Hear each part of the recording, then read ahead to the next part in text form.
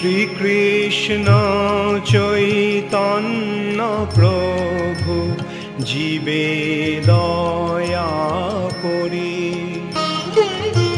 সপার্ষদস্য ধাম সহয়াবতরি। হরে কৃষ্ণ, ধন্যবাদ, প্রণাম। আমরা কবিরাজ গোস্বামী কৃত শ্রী চৈতন্য চরিতামৃতের আদি লীলায় আছি। সপ্তম পরিচ্ছেদ চলছে। আজকে আমরা শ্লোক সংখ্যা 118 থেকে শুভারম্ভ করিব। চৈতন্য চরিতামৃত আদি 7.118 অনওয়ার্ডস, 118 নম্বর শ্লোক। অপরেয়ামি তস্ত্বন্নাং প্রকৃতিং বিদ্ধি মে পরাম জীবভূতাং মহাবাহো येदं धार्यते जगत। तो गौरांग महाप्रभु এই শ্লোকটি কোট করলেন। प्रकाशानंद सरस्वती एंड पूरा मायावाद कंपनी। अभी मायावाद बोलना ठीक नहीं होगा अभी तक ऑलरेडी परिवर्तन हो चुका होगा, क्योंकि कितना सुंदर से उन लोग सुन रहे हैं महाप्रभु को, साक्षात भगवान का वाणी सुन रहे हैं ना। अनुवाद। हे महाबाहो अर्जुन, এই অপরা প্রকৃতির অতীত, ये मैंने कल समझाया ना, 3 प्रकार का प्रकृति कौन से ऊपर, भौतिक प्रकृति के ऊपर क्या है, तटस्थ शक्ति। আমার আরো একটি পরা প্রকৃতি রয়েছে, সেই প্রকৃতি চৈতন্য স্বরূপা ও জীবভূতা, মানে हम लोग। সেই শক্তি থেকে জীব সমূহ নিঃসৃত হয়ে এই জড়জগৎকে ধারণ করে আছে। নিঃসৃত हिंदी में पढ़िए, ये लास्ट वाला पोर्शन क्या लिखा है। हे महाबाहु, अरे लास्ट वाला पोर्शन, जो इस भौतिक निकृष्ट प्रकृति के संसाधनों का दोहन कर रहे हैं, সেই শক্তি থেকে জীবসমূহ নিঃসৃত হয়ে, মানে সৃষ্টি হয়ে, মানে ওই তটস্থ শক্তির নিঃসৃত, বেরিয়ে এসে। अपरा शक्ति निकृष्ट शक्तियां हैं। नहीं निश्चित ওয়ার্ডটা তাৎপর্য ভাগবত গীতায় বর্ণনা করা হয়েছে যে মাটি, জল, আগুন, বায়ু, আকাশ, এই পঞ্চভূত রূপ স্থূল জগৎ এবং মন, বুদ্ধি ও অহংকার রূপ সূক্ষ্ম জগৎ, এই অষ্ট প্রকারের বিভক্ত প্রকৃতি অপরা বা জড়া, এর নাম মায়া প্রকৃতি। कौन सा श्लोक है। क्षमा बुद्धि देवी ऐसा नहीं देवी ऐसा नहीं क्षमा बुद्धि अनलवायु इसके भिन्ना प्रकृति अष्टधा। स्टार्टिंग क्या है, भूल मम माया दुरत्य। हाँ, कौन स्टार्टिंग क्या है, गूगल देखना पड़ रहा है। हम मनोबुद्धि अहंकार, फिर से बीच से बोल रहे हैं। स्टार्टिंग क्या है,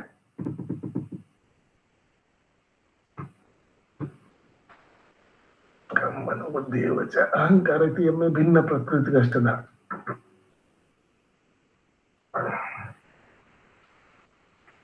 हरे कृष्ण प्रभु जी। भूमिरो अपि अनिलो वायु खम मन बुद्धि रेव च अहंकार इतियम में भिन्न प्रकृति अष्टधा। वही बताया ना, भूमि अपि अनुला वायु। भूमि माने माटी, जल, आगुन, वायु, आकाश एक्सेट्रा। ठीक है, तो ये सब क्या है, प्रभुपाद जी बता रहे हैं, এর নাম মায়া প্রকৃতি। ভাগবত গীতায় বর্ণনা করা হয়েছে মম মায়া দুরত্যয়া, মায়া নামক আমার এই নিকৃষ্টা শক্তি এতই প্রবল যে জীব যদিও এই শক্তি সম্ভূত নয়, তবুও এই নিকৃষ্টা প্রকৃতির মহতি শক্তির প্রভাবে জীব, মানে জীবভূত, তার স্বরূপ বিস্মৃত হয়ে এই মায়ার দ্বারা আবদ্ধ হয়ে পড়ে। মানে ইতনা শক্তিশালী है कृष्ण। यस प्रभु। हरे कृष्ण प्रभु, यहाँ पर एक तरफ से और सोचा जाए तो भगवान की दी हुई ये भी शक्ति है, तो भगवान ने ही इनको इतनी शक्तिमान बना दिया है कि इनको सभी पकड़ के रखे। एकदम, जो गड़बड़ आदमी है उसको पकड़ के रखिए। गड़बड़ तो बाद में इस माया में होता है प्रभु, बाकी तो ठीक ही रहता है। ये जीव जब तक माया के स्पर्श में नहीं आता है, संपर्क में नहीं आता है, तब तक तो ठीक ही रहता है। कहाँ ठीक लगा, विरोध किया भगवान के धाम में, माया का संस्पर्श तो नहीं था वो उधर, वहां माया तो है नहीं प्रभु। क्या। हाँ, तो फिर भी तो विरोध किया ना, वही तो मैं पूछ रहा हूँ आपसे। वो तो कुछ ना कुछ गलत किया होगा तभी आया। ना कुछ नहीं, बहुत बड़ा विरोध किया है वो भी वहां जाकर। लेकिन यहाँ पर एक जगह हम देखे हैं कहीं लेकिन कि जीव जब तक माया के स्पर्श में नहीं आता है तब तक वो क्या बोलते हैं स्पिरिचुअल ही रहता है, हाँ रहता है, लेकिन जब माया के संपर्क क्योंकि में आता है तो उसका पतन हो जाता है। वो फिर नहीं उसका आप बोल रहे माया के संस्पर्श में आने से पतन होता है। भूल जाता है अपने। मैं आपको समझाने का प्रयास करूं कि माया के संस्पर्श में नहीं आने के बावजूद भी पतन हो रहा है भगवान के धाम। वो पॉइंट है प्रभु कि भूल जाता है भगवान को, भगवान की स्थिति को, चाहे अपनी पुरानी स्थिति को भूल जाता है। तो वहां तो माया था नहीं, फिर भी भूल गया। हाँ, क्योंकि इसका कारण यही है कि जीव तटस्थ शक्ति है, ये दोनों तरफ आकर्षित होता है। वो तटस्थ शक्ति गिरी कभी भी हो सकता है जब भगवान के धाम में, रेयर है लेकिन हो सकता है। ओके, उसीलिए देखिए 4 में से 3 तो वहीं टिका हुआ है ना। हम लोग जैसे 1/4 का पतन हुआ है। समझ में आ रहा है मैं क्या बोल रहा हूं? हाँ हाँ, 3/4 तो वहां टिका हुआ है ना।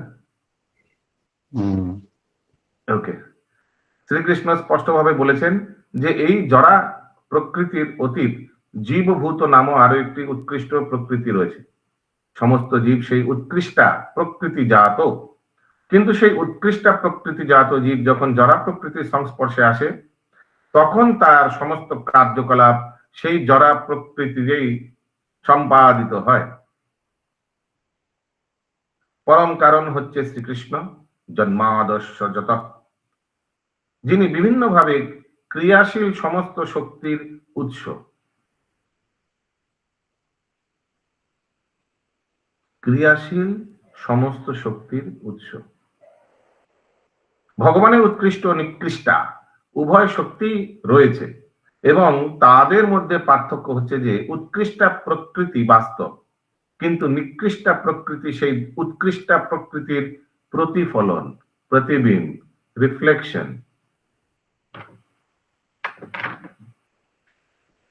দর্পণে অথবা জলে সূর্যের প্রতিবিম্বকে সূর্য বলেই মনে হয়, কিন্তু প্রকৃতপক্ষে তা সূর্য নয়। তেমনি জড়জগৎ হচ্ছে চিৎজগতের প্রতিফলন। আপাত দৃষ্টিতে যদিও তা বাস্তব বলে মনে হয়, কিন্তু প্রকৃতপক্ষে তা নয়, তা কেবল অনিত্য প্রতিবিম্ব মাত্র, কিন্তু চিৎজগৎ হচ্ছে বাস্তব। স্থূল ও সূক্ষ্ম রূপ জড়জগৎ কেবল চিৎজগতের প্রতিবিম্ব মাত্র। নেক্সট প্যারা। জীব জড় শক্তি সম্ভূত নয়, সে হচ্ছে চিন্ময় শক্তি, কিন্তু জড়জগতের সংস্পর্শে আসার ফলে সে তার পরিচয় বিস্মৃত হয়েছে। তার ফলে জীব নিজেকে জড় বলে মনে করে যন্ত্রবিদ, বৈজ্ঞানিক, দার্শনিক প্রবৃত্তি রূপে প্রবল উদ্যমে জড় কার্যকলাপে লিপ্ত হয়। সে জানে না যে সে আসলে জড় পদার্থ জাত নয়, সে হচ্ছে চিন্ময়। এভাবেই তার প্রকৃত স্বরূপ বিস্মৃত হওয়ার ফলে সে এই জড় জগতে বেঁচে থাকার জন্য কঠোর সংগ্রামে লিপ্ত হয়। এই আন্তর্জাতিক কৃষ্ণ ভাবনামৃত আন্দোলন তার সেই স্বরূপগত চেতনার পুনর্জাগরণের চেষ্টা করছে। বিশাল গগনচুম্বী অট্টালিকা তৈরি, মহাশূন্যে উপগ্রহ ক্ষেপণ আদি কার্যকলাপের মাধ্যমে তার বুদ্ধিমত্তার পরিচয় পাওয়া যায়, কিন্তু এই ধরনের বুদ্ধিমত্তা উন্নতির পরিচায়ক নয়। This is not the barometer कि कितना आपने बिल्डिंग बनाया और कितना स्पेस में आपने सैटेलाइट भेजा। यस प्रभु। प्रभु यहाँ पर लिखा गया है कि जीव जाने ना जिससे जड़जात न, तो जड़जात तो है प्रभु, इसका जीव तो चिन्मय है, जीव तो आत्मा है, भगवान आत्मा चिन्मय है, ठीक है, लेकिन आता है कि हम भगवान के धाम का चिन्मय वस्तु व्यक्ति है।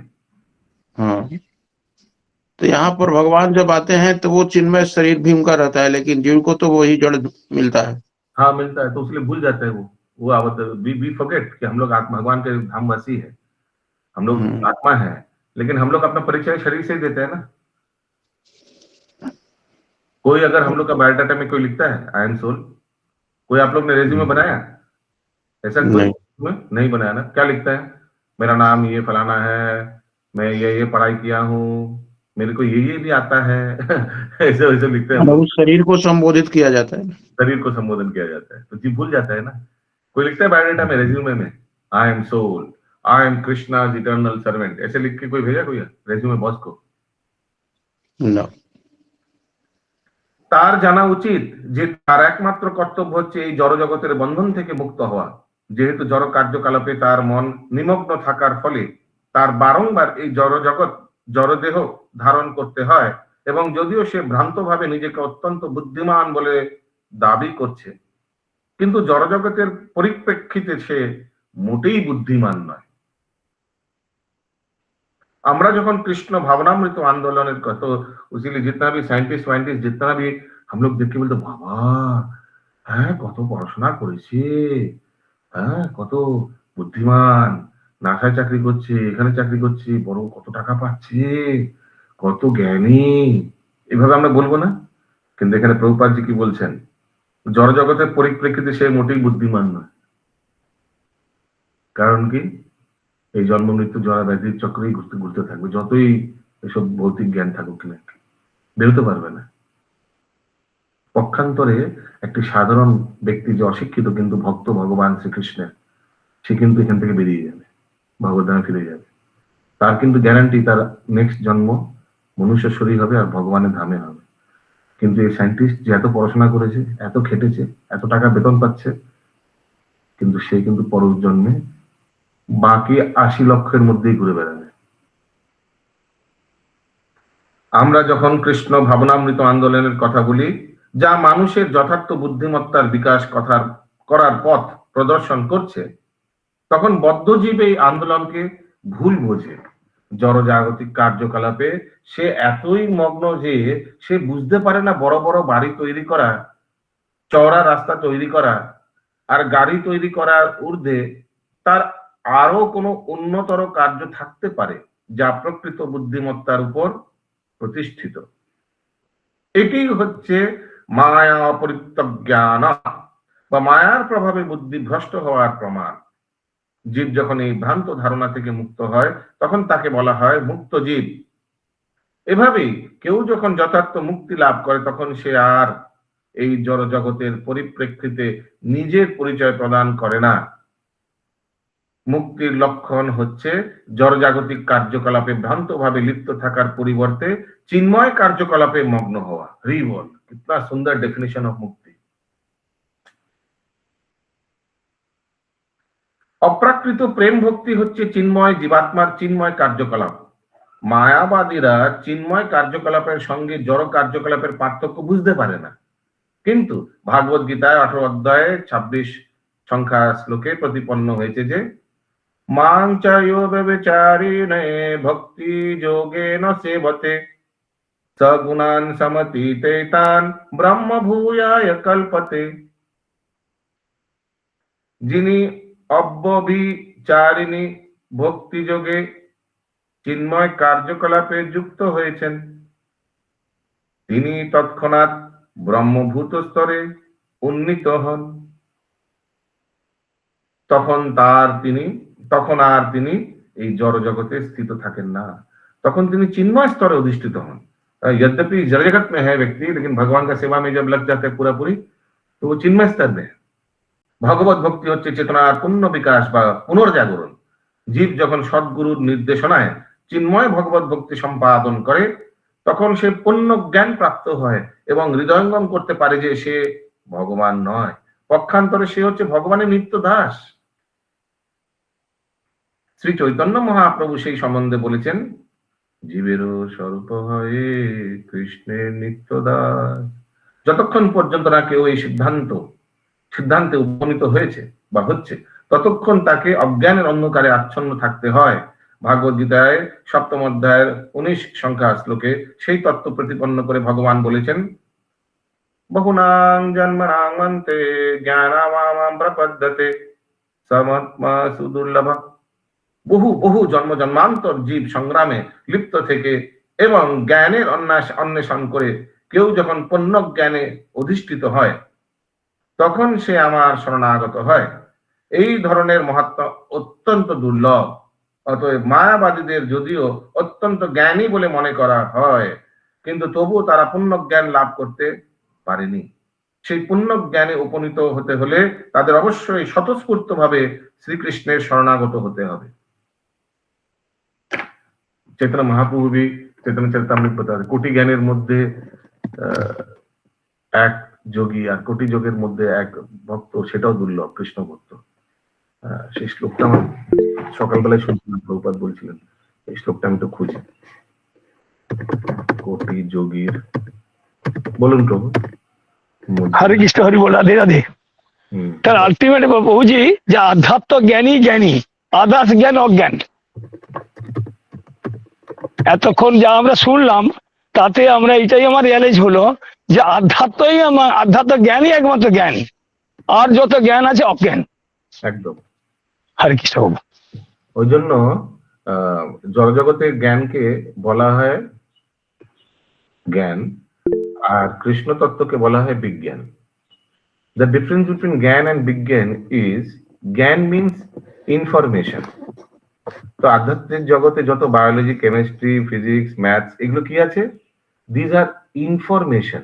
This is not knowledge. Knowledge is what? Who am I? Who is Krishna? What relation I have with Krishna? This is Vigyan. This is not information. This is knowledge. পেলাম না ওই শ্লোকটা? মহাপ্রভু বলছেন কোটি যোগীর মধ্যে ভক্ত দুর্লভ, কোটি জ্ঞানীর মধ্যে এক ভক্ত হয়। কোটি জ্ঞানীর মধ্যে, কোটি জ্ঞানীর GYANIR মধ্যে ভক্ত দুর্লভ। শ্লোকটা চৈতন্য চরিতামৃতে সকালবেলায় শুনছিলাম। आगे देखते हैं महाप्रभु क्या बोलते हैं। महाप्रभु और एक श्लोक कोट कर रहे हैं। ये कहाँ से है? ये शायद भगवत गीता से, भागवतम से होगा शायद। थोड़ा पहला लाइन बताइएगा। विष्णु पुराण 119। बोलिए अशोक प्रभु। हरे कृष्ण। वो ये जो पैरा लास्ट पैरा था उसका पहला लाइन, जिन्हें হ্যাঁ, ভক্তি যোগে চিন্ময় কার্যকলাপে যুক্ত হয়েছেন, অব্যভিচারিণী। ব্যভিচারিণী মানে চার এদিক ওদিক সব জায়গায় 10 জায়গায় মুখ। অব্যভিচারিণী মানে নিষ্ঠা সহকারে, অনন্যা ভক্তি সহকারে ভক্তি যোগে চিন্ময় কার্যকলাপে যুক্ত হয়েছেন, তিনি তৎক্ষণাৎ ব্রহ্মভূত স্তরে উন্নতি হন।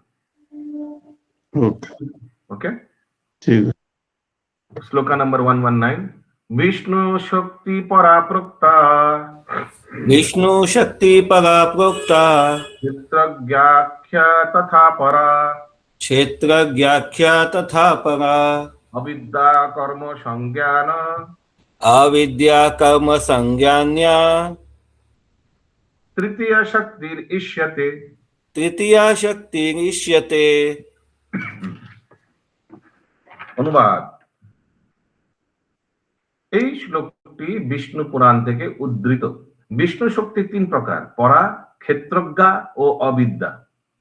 পরাশক্তি হচ্ছে চিৎ শক্তি, ক্ষেত্রজ্ঞা শক্তি হচ্ছে জীব শক্তি, যা পরাশক্তি সম্ভূত হলেও অবিদ্যার দ্বারা আচ্ছন্ন হতে পারে। এবং তৃতীয় শক্তিটি হচ্ছে কর্ম সংজ্ঞা রূপা अविद्या शक्ति अर्थात माया शक्ति। क्लियर? किसी का कोई प्रश्न है? 3 प्रकार की शक्ति है। प्रभु जी हिंदी में तो ऐसे नहीं लिखा हुआ है। एक सेकंड। हरे कृष्णा प्रभु जी। हाँ बोलिए। हिंदी में तो प्रभु जी कुछ हमको समझ में नहीं आ रहा, कुछ अलग से आप जो पढ़े ना बंगाली में। अच्छा, हिंदी में पढ़िए, बट बहुत आस्ते आस्ते पढ़िए, शांत होकर। भगवान विष्णु की शक्तियां 3 तरह की हैं: आध्यात्मिक शक्ति, जीव तथा अज्ञान। आध्यात्मिक शक्ति ज्ञान से परिपूर्ण है। जीव यद्यपि आध्यात्मिक शक्ति से संबंधित है, किंतु वे मोहग्रस्त होने के पात्र हैं। और तीसरी एक सेकंड, अभी तक समझ में आया? हाँ प्रभु, जब पढ़े हैं तो समझ में आया, बंगाली जब पढ़ रहे तो नहीं समझ में आया। अच्छा, बंगाली में पढ़ो, कोई गड़बड़ नहीं है। विष्णु शक्ति 3 प्रकार: परा, क्षेत्रज्ञा यानी तटस्था, और अविद्या यानी माया शक्ति बहिरंगा। ठीक है? परा शक्ति होচ্ছে চিৎ শক্তি। क्लियर? हाँ प्रभु जी। ক্ষেত্রজ্ঞা শক্তি হচ্ছে জীব শক্তি, তটস্থ শক্তি। ক্লিয়ার? हाँ যা प्रभु। পরাশক্তি সম্ভূত হলেও अविद्यार द्वारा आच्छन्न होते पारे। तो हम लोग पराशक्ति के, परा माने स्पिरिचुअल होने के बावजूद अविद्या से ढक सकते हैं। तटस्थ शक्ति ढक जाते हैं ना अविद्या शक्ति से, जैसे हम लोग का हुआ है। एवं तृतीय शक्ति होच्छे कर्म संज्ञा रूपा अविद्या शक्ति अर्थात माया शक्ति। कालिंदी सुविलासिनी माता जी। यस प्रभु, ज्ञान और विज्ञान को इंग्लिश में क्या कहेंगे? Information and knowledge. Okay okay okay. इसका तात्पर्य, এই শ্লোকটি বিষ্ণু পুরাণ থেকে উদ্ধৃত, ভগবত গীতা থেকে উদ্ধৃত পূর্ববর্তী শ্লোকে মানে ये अपरयामितस्त्वन्ना, ঠিক है, প্রতিপন্ন হয়েছে যে জীব ভগবানের শক্তির অন্তর্গত। ভগবান শক্তিমান এবং তার বহুবিধ শক্তি রয়েছে। পরাশ্য শক্তি বিবিধ ইব শ্রূয়তে।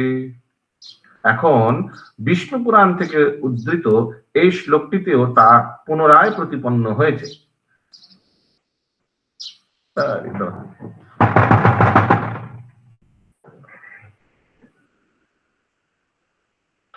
বিভিন্ন প্রকারের শক্তি রয়েছে এবং তাদের তিনটি শ্রেণীতে বিভক্ত করা হয়েছে, যথা চিৎ শক্তি, তটস্থা শক্তি ও বহিরঙ্গা শক্তি। চিৎ শক্তি চিৎ জগতে প্রকাশিত। শ্রীকৃষ্ণের নাম, রূপ, গুণ, লীলা, পরিকর আদি সবকিছুই চিন্ময়। সেই সম্বন্ধে ভাগবত গীতায় বলা হয়েছে, অজোহপি সন্নব্যায়াত্মা ভূতানামি स्वरोऽपि सन् प्रकृति सामोधिष्ठाय সম্ভবাম্যাত্মমায়া। যদিও আমি জন্মরহিত এবং আমার চিন্ময় দেহ অব্যয় এবং যদিও আমি সর্বভূতের ঈশ্বর, তবুও আমি আমার অন্তরঙ্গা শক্তিকে আশ্রয় করে স্বীয় মায়ার দ্বারা আমি আমার আদি চিন্ময় স্বরূপে যুগে যুগে অবতীর্ণ হই। क्लियर है अभी तक? आत्मा माया बोलते चित शक्ति के बोझाয়। শ্রীকৃষ্ণ যখন এই ব্রহ্মাণ্ডে বা অন্য কোনো ব্রহ্মাণ্ডে অবতরণ করেন, তখন তিনি তা করেন তার চিত শক্তির প্রভাবে। আমরা জন্মগ্রহণ করি জরা প্রকৃতির নিয়মে, কর্মফলের বন্ধন অনুসারে, কিন্তু বিষ্ণু পুরাণে বর্ণনা অনুসারে ক্ষেত্রজ্ঞ বা জীব পরা প্রকৃতি সম্ভূত। তাই আমরা যখন জরা প্রকৃতির বন্ধন থেকে মুক্ত হই, তখন আমরাও চিৎ জগতে প্রবেশ করতে পারি। देख लीजिए, कहीं कुछ सेंटेंस समझ में नहीं आ रहा है, देख लीजिए। इसीलिए मैं बोला था आसपास आचमन पात्र रखने के लिए। कभी आप कान खुजला ले रहे, कभी आप ये पकड़ रहे, वो पकड़ रहे, हाँ, तो आसपास, क्योंकि फिर आप भगवत गीता भी पकड़ रहे, चैतन्य चरितामृत पकड़ रहे, छू रहे, हाँ, तो ये ब्राह्मण का लक्षण है शौचम। एक आता है ना शौचम, हाँ, समाधमा तपस शौचम, तो ये खुजला है, तो इसीलिए सामने इधर से लेकर हाथ में आचमन कर लेना है। ये तो होगा ही, आप बैठिएगा इधर, इसी पकड़िएगा, बाल पकड़िएगा, ये पकड़िएगा, ऐसे तो होगा ही, लेकिन उसके बाद चैतन्य चरितामृत छू रहे, हाँ, तो इसीलिए आसपास आचमन पात्र लेके बैठिए, ठीक है।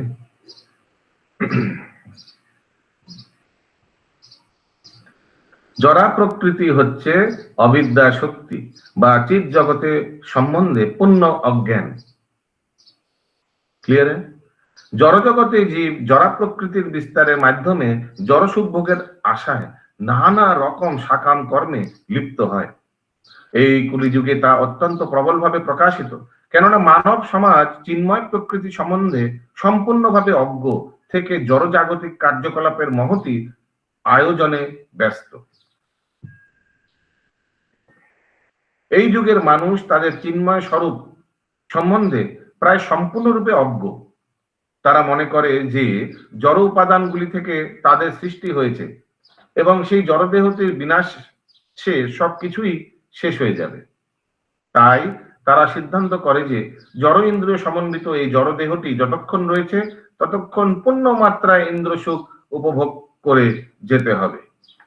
लाइफ को एंजॉय करो, क्योंकि जब शरीर चला जाएगा खत्म, सब हम लोग भी खत्म हो जाएगा। हम लोग खत्म हो जाता है क्या? आत्मा खत्म हो जाता है शरीर चले जाने से, मृत्यु होने से? कभी नहीं। যেহেতু তারা নাস্তিক তাই তারা পুনর্জন্ম বিশ্বাস করে না। এই শ্লোকে এই সমস্ত কার্যকলাপকে অবিদ্যা কর্ম সংজ্ঞান না বলে বর্ণনা করা হয়েছে। অবিদ্যা বা জড়শক্তি ভগবানের চিৎ শক্তি থেকে ভিন্ন, তাই যদিও তা ভগবানেরই শক্তি তবুও তিনি তাতে উপস্থিত থাকেন না। ভাগবত গীতায় 9ম অধ্যায়ের ৪র্থ শ্লোক সংখ্যায় ভগবান বলেছেন, মৎস্থানি সর্বভূতানি, সবকিছুই আমায় আশ্রয় করে বিরাজ করেছে। এই উক্তি থেকে স্পষ্টভাবে প্রতীয়মান হয় যে সবকিছু ভগবানের শক্তিকে আশ্রয় করে রয়েছে। যেমন গ্রহ নক্ষত্রগুলি মহাশূন্যের আশ্রয় রয়েছে, যা হচ্ছে শ্রীকৃষ্ণের ভিন্না শক্তি। कोई गिर नहीं जा रहा है, सब अपना अपना जगह पे है ना, जितना भी प्लैनेट्स है। भागवत गीता 7ম অধ্যায় 4র্থ শ্লোকে শ্রীকৃষ্ণ বলেছেন, ভূমি অপরণ লাভায়ু খং মনো বুদ্ধিরে বচ অহংকার মে ভিন্না প্রকৃতির অষ্টধা। ভূমি, জল, আগুন, বায়ু, আকাশ, মন, বুদ্ধি, অহংকার, এই 8টি উপাদান দিয়ে আমার ভিন্না প্রকৃতি গঠিত হয়েছে।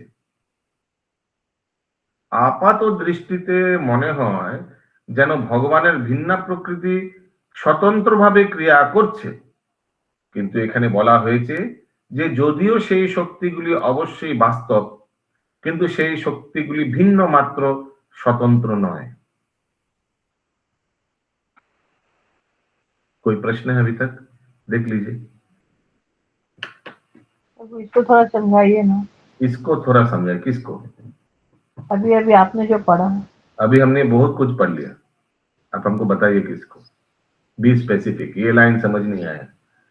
पृथ्वी, जल, अग्नि, वायु, आकाश का जो नीचे वाला जो है वही बताइए, पढ़ के सुनाइए। भौतिक शक्तियाँ इस प्रकार करती है मानो स्वतंत्र हो, कितने यहाँ यह कहा गया है कि ये तो लगता है जैसे जल लगता है अपने आप ही काम कर रहा है, बारिश हो रहा है, जल अपने आप कर रहा है, लेकिन ये सब अपने आप नहीं हो रहा है।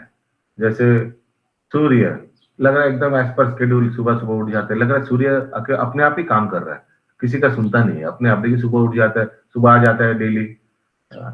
लेकिन ये जो इतना शेड्यूल में हो रहा है, शेड्यूल समझते हैं, एकदम टाइमली हो रहा है सब कुछ, शेड्यूल के पीछे एक शेड्यूल मेकर भी है ना। सोचिए आप सियालदह स्टेशन में जाएंगे, देखिएगा एक के बाद एक ट्रेन एकदम टाइमली हो रहा है।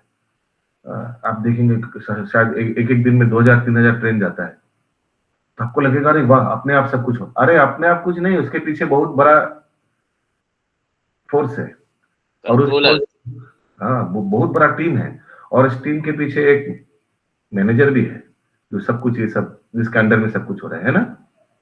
वैसे ही यहाँ बता रहे हैं कि आपको, हम लोग को लगता है कि सब अपने आप काम कर रहा है, नहीं, अपने आप नहीं काम कर रहे, भगवान की अध्यक्षता में काम हो रहा है। अगला पैरा, একটি ব্যবহারিক দৃষ্টান্তের মাধ্যমে এই ভিন্না প্রকৃতিকে উপলব্ধি করা যায়। আমি, প্রভুপাদ বললেন, ডিক্টাফোন কথা রেকর্ড করার এক প্রকার যন্ত্র বিশেষ, এ কথা বলে গ্রন্থ রচনা করি। আর ডিক্টাফোনের টেপটি যখন বাজানো হয়, তখন মনে হয় যেন আমি কথা বলছি, কিন্তু প্রকৃতপক্ষে আমি কথা বলছি না। ডিক্টাফোন বাদ कर रहा है ना। আমি কথা বলেছি এবং ডিক্টাফোন যন্ত্রে আমার সেই কথাগুলি টেপ করা হয়েছে, বা টেপ করা হয়েছে লেখা আছে, আমার যা আমার থেকে ভিন্ন, কিন্তু তা আমারই মতো ক্রিয়া করে। তেমনি জড়া প্রকৃতি মূলত পরমেশ্বর ভগবান থেকে উদ্ভূত, কিন্তু তা ভিন্ন ভাবে ক্রিয়া করে, যদিও ভগবানেরই সেই শক্তি সরবরাহ করেছেন। समझ में आया? ये डिक्टाफोन वाला उदाहरण प्रभुपाद किससे कंपेयर कर रहा है? माया, इस जड़ जगत का बहिरंग शक्ति से कंपेयर कर रहा है। भगवान ने ही बनाया, भगवान का अध्यक्षता में ही चल रहा है, लेकिन अपना स्वतंत्र चल रहा है। ভাগবত গীতা নবম অধ্যায় 10ম শ্লোকে তা বিশ্লেষণ করে বলা হয়েছে, ময়াধ্যক্ষেন প্রকৃতি তুয়তে সচরাচরম। হে কুন্ত্রী পুত্র, আমার অধ্যক্ষতার দ্বারাই জড়জগৎ, জরা প্রকৃতি, চরাচর বিশ্ব সৃষ্টি করে।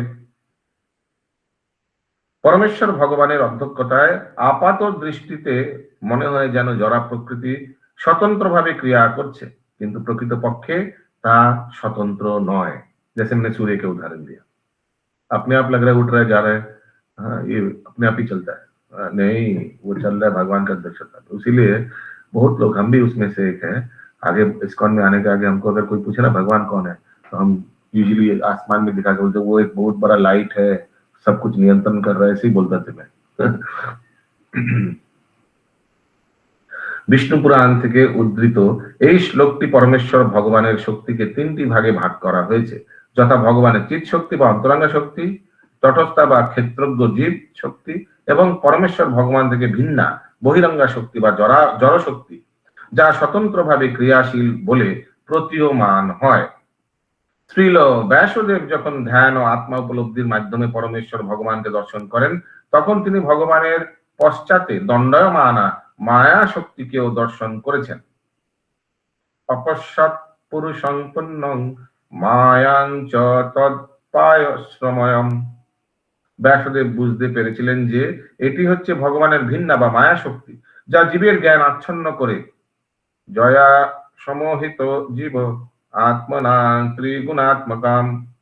ভিন্না বা জড়া প্রকৃতি জীবকে মোহাচ্ছন্ন করে এবং তার প্রভাবে জীব জড় উদ্দেশ্যে বিস্মিত হয়ে কঠোর পরিশ্রম করে।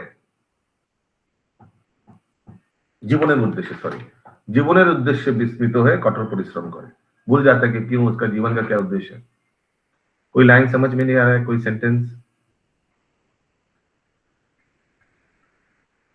দুর্ভাগ্যবশত তাদের প্রায় সকলেরই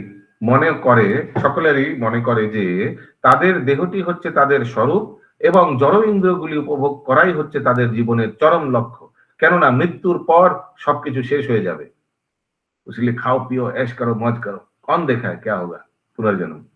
এই নাস্তিক দর্শন বহুকাল পূর্বে ভারত বর্ষে চার্বক মুনি কর্তৃক প্রবর্তিত হয়ে प्रसार लाभ করেছিল। ठीक है, ये चार्वक मुनि कोई है, ये सब प्रचार किया, खाओ पियो मौज करो। ऋणं कृत्वा घृतं पिबेत यावत् जीवेत सुखं जीवेत भस्मीभूतस्य देहस्य কুত পুনরাগমনা ভবেত।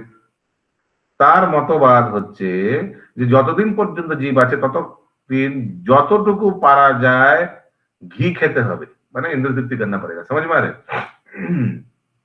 ভারতবর্ষে ঘি থেকে নানা রকম উপাদেয় খাবার তৈরি করা হয়।